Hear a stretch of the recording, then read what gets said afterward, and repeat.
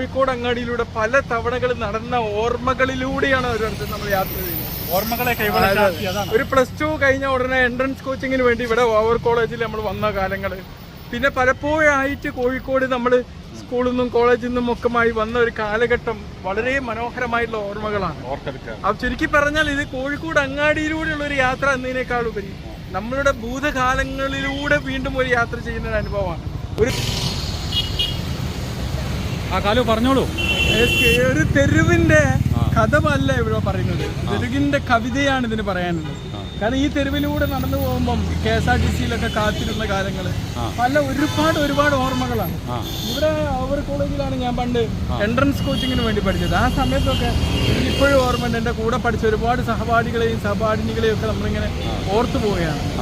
മനോഹരമായിട്ടുള്ള ഓർമ്മകളിലൂടെ ഒരു യാത്ര കൂടിയാണ് നമ്മുടെ കോഴിക്കോട് അങ്ങാടിയിലുള്ള ഓരോ യാത്ര എന്ന് പറയുന്നത്.